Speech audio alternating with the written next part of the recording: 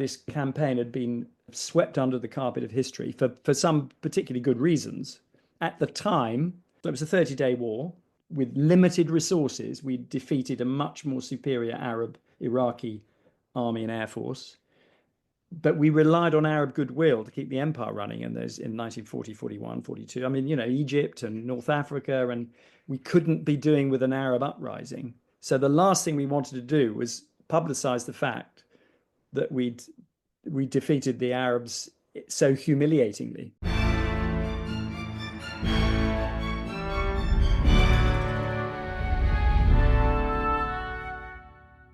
Hello. In early May of 1941, in the deserts of Iraq that had seen the armies of Alexander battle Darius and the Persian Empire, a force of 9,000 Arabs and Iraqis descended on the small British airfield of Habbinayah. Only 39 pilots and a small collection of antiquated and obsolete aircraft stood between British maintenance of crucial oil fields and their loss and consequent disaster for fuel supplies to the British Army and the Royal Navy in Egypt and throughout the Mediterranean.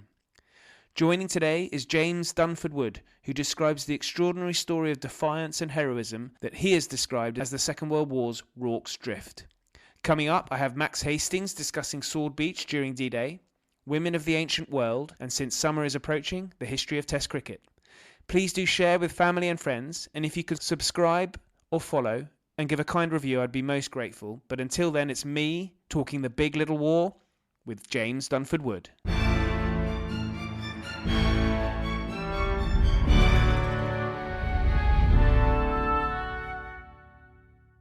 James, a great pleasure to have you on. Thank you very much for joining me. Very happy to be here. And we're discussing the big little war. And this, as the publisher has written in the blurb, I was actually really not familiar at all with this big little war, which, just for the benefit of the listeners, I should briefly explain. This is really the Iraqi theatre we're talking in the first few years of the war. And so I wanted to just kick off really is to just ask you, I know the subtitle says the incredible story of how 39 pilots from an RAF flying school changed the course of World War II, which is quite a grand claim. Yes. Which we shall get to.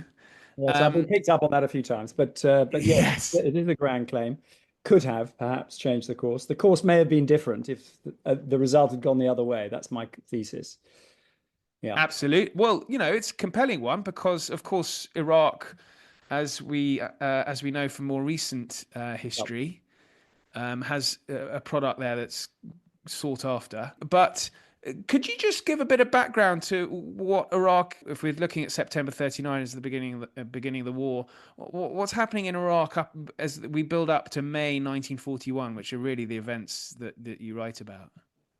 Yeah, so in the late 1930s, Iraq was a solid British ally. I mean, it had been a mandate up until 31 under United Nations, post World War I, after the fall of the Ottoman Empire, had been granted as a mandate. But in the early 30s, that mandate came to an end, and it morphed into a kind of treaty of cooperation and friendship and mutual support. And as part of that treaty, the British were entitled to station troops and have a couple of RAF bases actually in Iraq, principally from the British perspective, in order to kind of maintain their lines of communication through the empire from India to Egypt, on that line, and also to provide a certain amount of security to the oil fields. They didn't supply Britain itself directly, but they supplied our interests and forces in the Middle East and also to a certain extent in India.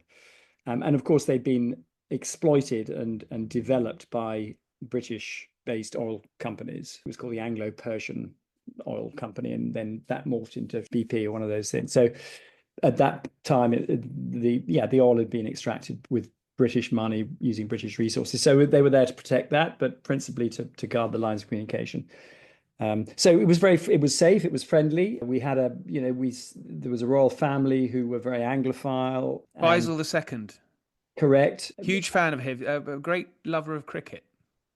Yes, I believe so. And he sent his his son to Harrow, and he used to come and visit London a lot, and it was on pally terms with the British royal family. Anyway, it was a typical kind of empire story of the 30s, people being nice to each other at that level of society. I mean, Iraq itself was fairly fragmented into various different tribes, both Sunni, Shia, Kurds in the north. So it was quite a fragmented society, but it was held together by this British-based form of parliamentary government with a royal family at the head of it. And of course, Faisal was one of the you trace that family back to the time of Lawrence of Arabia and setup that had been put in place after World War One, after the fall of the Ottoman Empire. So it was a safe place. That was the situation at the beginning of the war, and they were, of course, allied to us, albeit in a sort of, they didn't get involved militarily, but they were allied to us in at the beginning of the war, and at the British behest, the German ambassador and the embassy was closed. The ambassador was thrown out. We kept trying to get them to remove the Italians. The Italians, of course, came to the war a bit later, but that by that time there was a certain amount of anti-British feeling had started to be generated. Okay, and so you mentioned we've got a couple of air bases and a number of troops. I mean, what is the sort of British presence there militarily? Well, actually, very few troops. Actually, early on, when it had been a mandate, and when Britain was actually sort of controlling the government and had control over the security of the country, we soon realized that the best way to, quote unquote, control the tribes was by use of RAF forces. So we relied largely on the RAF and some light formations of troops, often locally raised, in order to guard those bases. So there was no significant army presence, but we had an air base in Shaiba, which was just outside Basra, and we had also an air base at Habbinayah, which had been built in the mid-30s, and this was built largely as a training school. So it was where RAF pilots went from that part of the world, from the Middle East and the Far East. They went to train at Habbinayah. So it was a training, and it was state of the art. I mean, it was built with clubs and facilities and beautifully manicured lawns, and they had early forms of air conditioning and some of the office buildings. It was an amazing place by all accounts. And that was the place. So if you were a training pilot in sort of Singapore, you would go to Habbinayah to learn your. Yes, absolutely, yeah. And they had training school there, and there was another training school in Egypt, which was the onset of war was also moved across to Habbinayah. So it was considered a safe place to learn to fly, partly because it was far from any possible front line. And also, if you think about it, flying in the desert, it's rather like learning to drive a car on Tyree. I mean, you're not going to crash into anything. And if you crash land, it's flat. So I mean, it was a safe place to learn to fly if you could deal with the heat. And in fact, ironically, only 6 to 9 months before the battle I describe, Roald Dahl learned to fly there as a young man. Ah, okay, yes, because I remember reading about, of course, his book Boy, where he is stationed in East Africa afterwards then. Yeah. Interesting. Okay. So 39 going into 1940, there's not a huge amount happening in Iraq? Well, I mean, the thing is, there are things happening beneath the surface, and the British, in the form of the ambassador, basically, who was the one who's meant to have his ear on the ground, they kind of didn't take it seriously enough. So the Germans had started to, so their ambassador had been removed. The ambassador, a guy called Herr Grober, who'd been sent back to Berlin.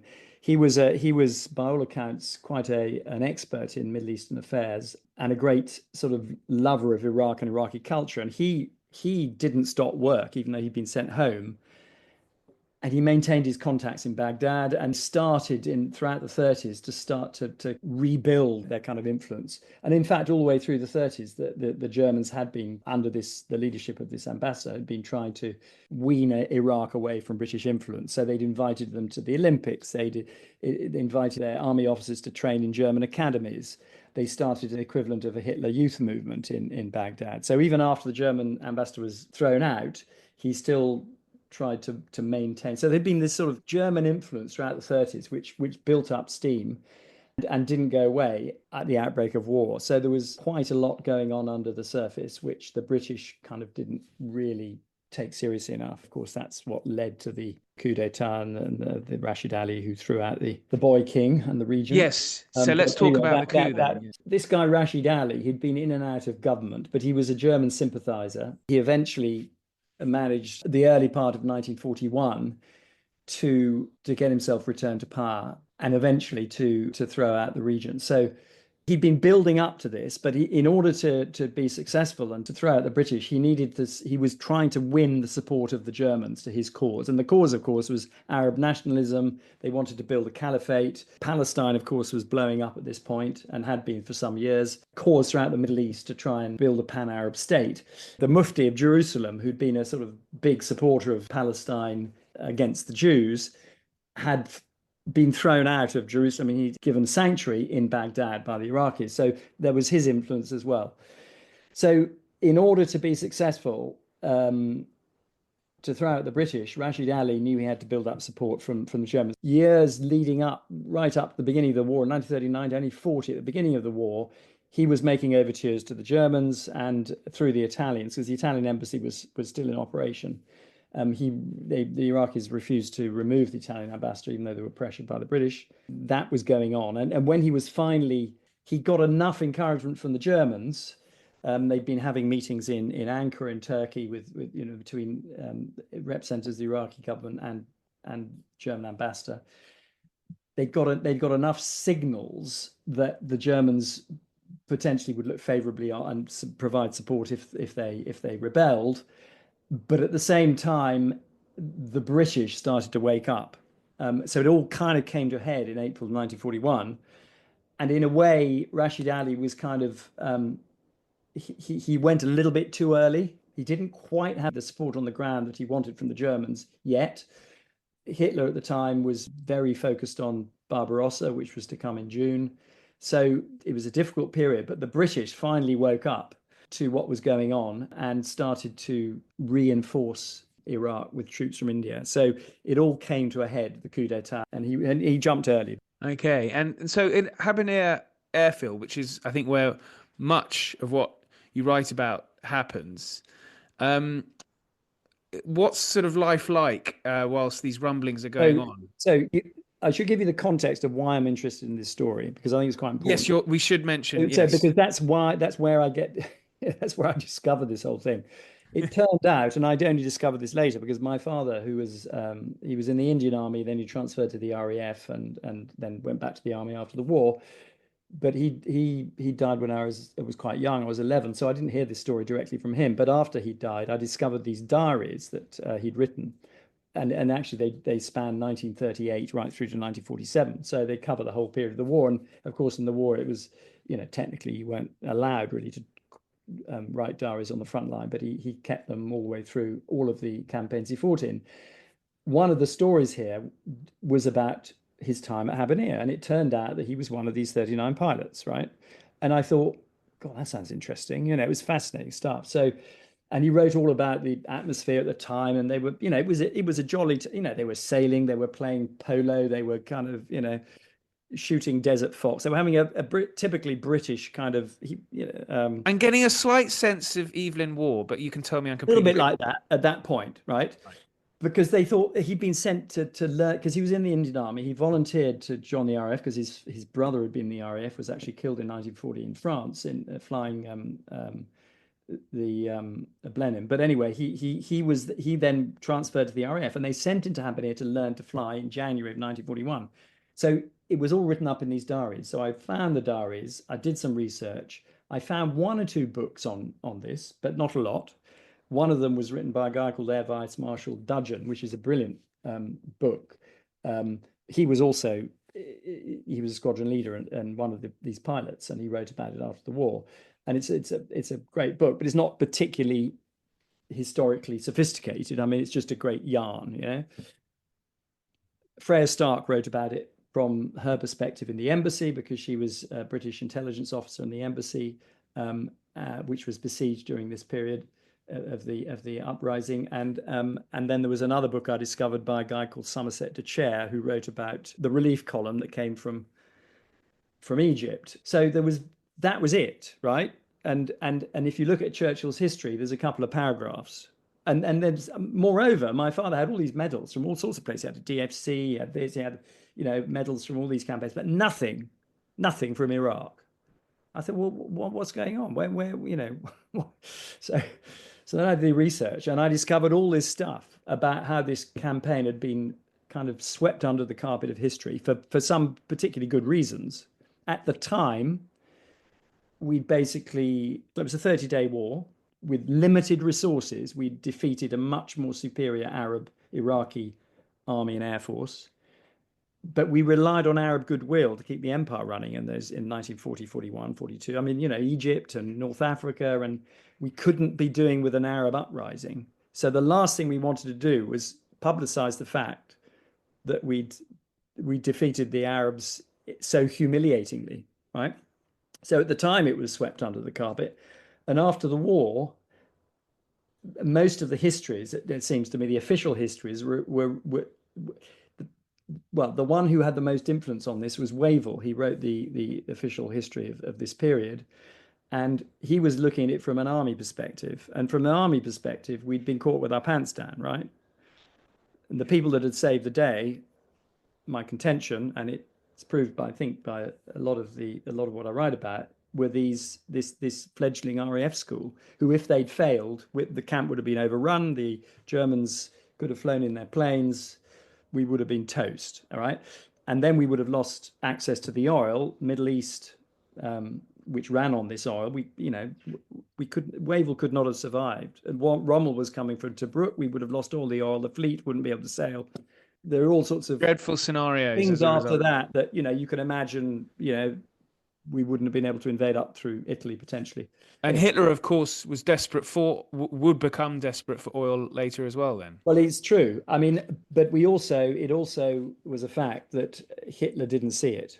His eye was on Barbarossa for very good reasons. And the one who was, ironically, there were four key characters in leadership positions. There was Hitler and Ribbentrop on the German side, and there was Churchill and Wavell on the British side. Churchill understood the importance of Iraq, and so did Ribbentrop.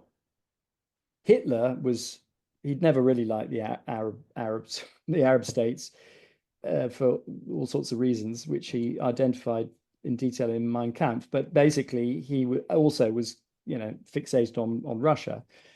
And on our side, Wavell had his own problems with Rommel, with the defeat in Greece. He didn't get it, right? He didn't want to provide support. So for about 2 weeks, the British school was on its own. Okay. And the other bit, which was so exciting, is all they had to fly were these old string bags. They call them string bags, these old biplanes, right? Yeah. So should we talk about the planes that they had at their disposal then? Because there's certainly one plane, the Fairy, which I seem to remember. I mean, that's the more modern of the three that they have, isn't it? Talking about the Fairy Battle, they didn't have Yes. that. They didn't have that. Wasn't there? They had a lot of what Hart train. So there's I'm not really an aircraft nerd, but I can tell you there are a lot of aircraft nerds that have been in touch with me, and they're fascinating. So there's an aircraft, Hawker Hart, which had many variations. They had a number of Hawker Hart trainers, which were unarmed. They had a number of Hawker Audaxes, which were a sort of a beefed up version of the Hart, which did have some armaments, which were used for training. They had something called the Oxford, which was, I think, a 3-man, I think it's one pilot and an observer and a gunner or something. And it was used for sort of training observers and gunners. And then they had a few sort of old lumbering kind of Valencias and transport planes. So there's not a Hurricane or a Spitfire inside. There was not in the early stages. The Hurricanes, a few Hurricanes were sent 2 or 3 weeks later from Egypt.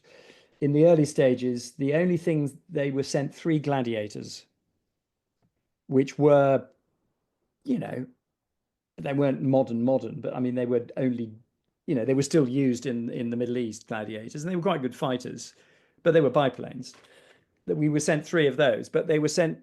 As soon as they arrived, the pilots went home again. So, you know, because they were needed they were brought out of storage in Egypt, flown over, and then the pilots. I don't know how the pilots got back, but anyway, they were dumped on the training school. So yeah, we had Audaxes, we had Oxfords. Hello, Ollie here. Please forgive my interruption, but I wanted to let you know that at Aspects of History, we produce a digital magazine featuring articles, interviews, short stories, and book reviews of the best historical writing available. Authors featured including Ben Macintyre, Lucy Worsley, Andrew Roberts, and plenty more. An annual subscription is available for only $9.99. That's pounds or dollars. Yep, you heard that right. That's 6 issues for under £10 or dollars. Head over to aspectsofhistory.com to subscribe, where you can also gift subscriptions. Now back to the show. And the training school, the trainee pilots, I mean, how many pilots were actually, I guess had a number of hours under their belts so that they can... Of the 39, it's quite hard to work out because, I've been through all sorts of documents and I've been to the National Archives to figure out who fought where and what and things. But as far as I can tell, of the 39 pilots, 34 of them were either instructors or senior retired RAF officers who were in management positions but were suddenly told to get in a plane, right? Because the school was populated with or run by semi-retired RAF officers. They'd probably fought in World War One, they'd done their service, cushy job, nice posting, lovely camp. We'll run this place. So they were sent there. So these guys were suddenly told to get into planes, plus the instructors, and there were probably, I don't know, 25 of those, right? As far as I can tell, there were only 4 pilots who were training to be pilots at that point, who were not instructors, who were pupils, put it this way, at the school, who were these 4 Indian Army officers who transferred, including my father was one of them. And I've got a picture of the 4 of them. The 4 musketeers. Exactly. 2 of whom were killed in the battle, and 2 of whom, obviously my father had survived, and another guy. There were other observers and gunners, obviously, who were training, because Audax is a 2-seater, so you'd have a gunner who was a pupil and so on. But but my father was up in play, and he'd passed his intermediate exam about a week before the battle started, but he hadn't passed his advanced. So he was halfway through his training, but he trained enough to be able to fly a plane. So, of the 39, I think there were 35 mixed instructors and officers, senior officers, a couple of wing commanders, and this most amazing guy, Dudgeon, who had been fighting in North Africa. He'd been sent for R&R to Habbinayah to sort of recover from his battle fatigue, and suddenly found himself, 3 weeks before this thing. I mean, he arrived just as the coup d'etat took place. So it was about a month before the coup d'etat took place, and the time when the Iraqis decided to march on the camp. In that time, this guy Dudgeon basically got the camp organized. He got the planes bombed up because they didn't have half of them were missing the relevant bomb racks, and he was a much as I'd like my father to be the hero of the story, this guy was the hero of the story, and he wrote the book about it. Anyway, so he figures quite heavily in the book. And so are they? I've got visions of these sort of the 39 or so. The 39 are kind of living a fairly relaxed life until the coup d'etat. So they have to put the pink gins down and get on with it. Absolutely. So is it sort of one moment off in the distance it's all clear, and then the next minute they see sort of thousands upon thousands of angry Iraqis heading towards them? Well, effectively, I mean, they in the month they all know about the coup d'etat, and then they're no longer allowed to go to Baghdad to go to the nightclubs because it was off limits. So they knew what was going on, but it was just suddenly the Iraqis. My father was sent up in. He was sent up in a plane to sort of do recce's every day, and a number of the other pilots the same. Um, and at one point, they just before the Iraqis started marching on the camp, the all the women and children from the embassy and the British community in Baghdad were sent in lorries and trucks and buses to Habbinayah to be evacuated. And at that point, the Iraqis started advancing. So they had a bit of early warning, but I mean, then they went up in the morning, and they saw all these gun in place, and the guns had been set up, and these little Italian tanks had arrived because Habbinayah, the camp, was very, very vulnerable because it was built in a flat stretch of desert under an escarpment. At the top of the escarpment, it was overlooked from this escarpment. In fact, the airfield was right underneath the escarpment. So if you put some artillery on the top of this escarpment, you could basically have a clear view and line of sight of the airfield. So they had to move a lot of the planes to the polo ground, which was behind trees on the other side of the camp to avoid, and that was very hairy landing on the polo ground because had some very tall trees around the edge of it, and it was, I mean, it was hairy. So, but they couldn't get all the planes there. So some of the planes still had to take off from the main airfield. And then the second thing is the camp had not been built with a view to having to fight a war, and so therefore there was one water tower, one electricity unit, they didn't have any redundancy built in. So one hit on the water tower, they would have been sunk. They all had to fill their baths up at the beginning of the battle with water, just because, just in case. It's extraordinary. It really So is. I'll just show you on the screen here. I've got this. This is my father's diary entry. This is the first entry from May. I don't know if you can see it. May the 3rd. War. Right. So I published these diaries, right? I think I'll put links in the show notes for so listeners. that's what I saw aged whatever I was when I discovered these diaries, 16 or 18 or something.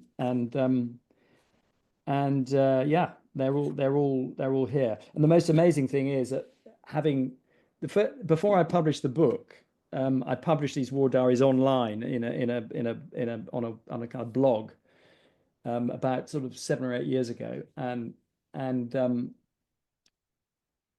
would get a lot of emails from people who say, "Oh, my father, my grandfather, my uncle, he was in this thing or he was there," and I built an amazing amount of relationships with people who came out of the woodwork to talk about what had been going on. But yeah, so Incredible. So, and was it really they had to presumably carry out bombing runs against the?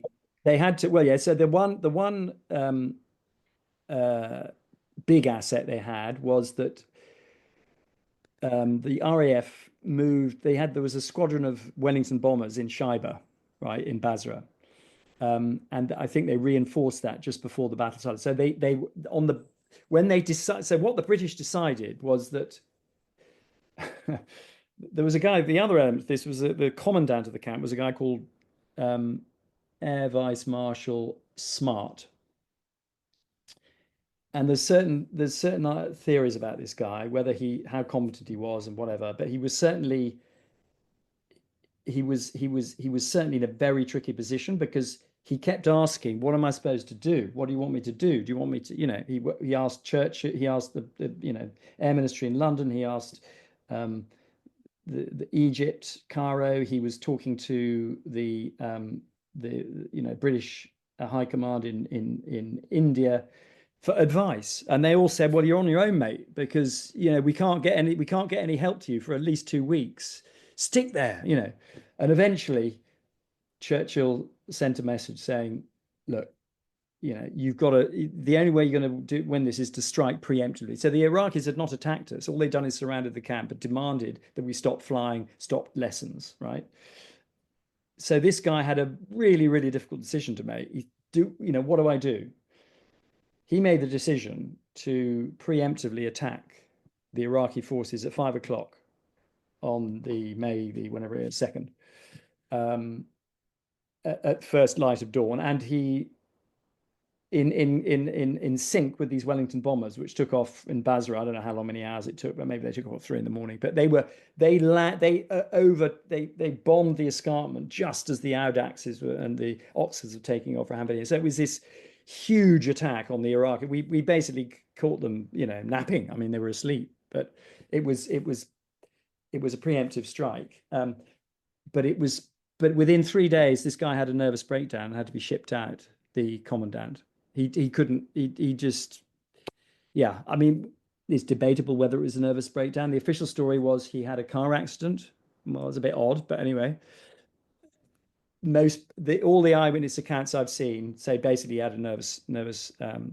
His nerves went, and they had to ship him out. So after that, the rest of the battle was fought, with through committee. I mean, there was a committee of RAF's officers running it, and until someone else could be flown in. So it was touch and go, because they lost a third of their planes on day one. And what are the Iraqis using to fight back? Are they? Well, then they've got, of course, they've got artillery to shell the camp, but they've also got a very strong, significant air force based in Baghdad, which had ironically been trained and equipped by the British. And until a few weeks before, we'd had people instructing them. We had RAF officers, pally with the Iraqis, helping them run their air force. They had to be withdrawn, and now suddenly, and the Iraqis had more modern planes. I mean, they had Italian Savoyas. They had something called a CR-42. Anyway, they had more modern fighters. So they started attacking Habbinayah from Baghdad. So we were, this was a Rorke's drift moment. I mean, really. If the point is, if the Iraqis had decided to attack with all their forces, their infantry, and come down from the escarpment, they could have walked into the camp. The question is, why didn't they do that? And my contention is that at that time, we can't rely on this anymore as British people, but in those days, Britain was like, the imperial power. We were the ones they all looked up to. We were the ones they were terrified of. They didn't have the confidence, to kind of. I believe that's what it was. They didn't have the confidence or to take it by the scruff of the neck and just walk in. So they relied on their artillery shelling the camp, and they relied on their air force bombing from Baghdad. And also, I think the Iraqi troops were led to believe they were on a training exercise. This is a typical kind of goes on today, right? You're on a training. Well, actually, no, you might have to fight. So I think the Iraqi troops themselves are a little bit ambivalent, but I think they were scared, basically. It's an incredible story. It really is. And I was looking through. There's a message from Churchill that is dispatched, but it's a little premature because he seems to think everything's now, the attack's been repulsed and everything is now hunky-dory. But that's not the case, is it? Yeah, when was that? I wonder. I think that's the 8th of May. Yeah. Yeah. So yes, he sends something on the 8th of May. Yes, I haven't got your vigorous and splendid action has yes. No, okay. So no, we had actually broken the back of the siege at that point. So there were two phases to this. Well, probably three actually. So by the 6th or the 7th, we had broken the morale of the Iraqis, right? Because we'd been relentlessly bombing them. But, we were probably a day away from not being able to do that anymore because we'd lost so many planes.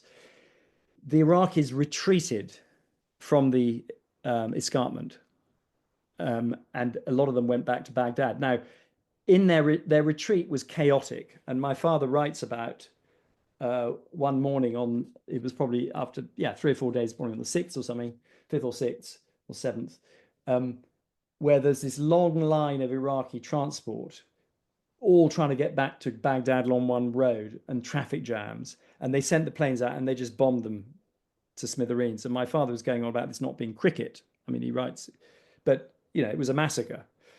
Um, Now, we hadn't broken the back of Iraq at that point, but we had broken the siege. And that siege was broken by these 39 pilots.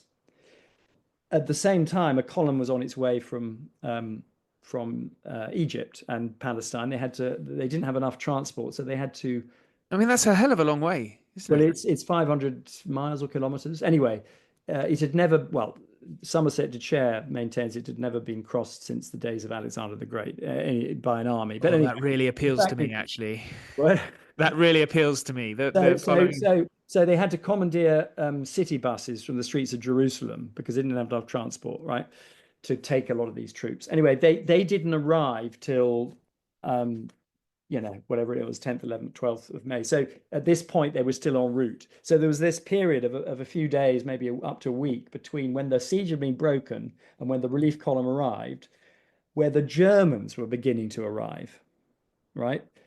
And Messerschmitts and Heinkel's two squadrons had been sent via Syria, and they'd landed in the north in Mosul, and they had started sort of probing the British, and in that period we started to get Messerschmitts and Heinkel's kind of bombing the camp, and that was pretty serious because those bombs were a lot bigger than the Iraqis had. But we were days away at that point from the column arriving. And moreover, the Germans were not as used as us to desert warfare. So they got the wrong type of fuel.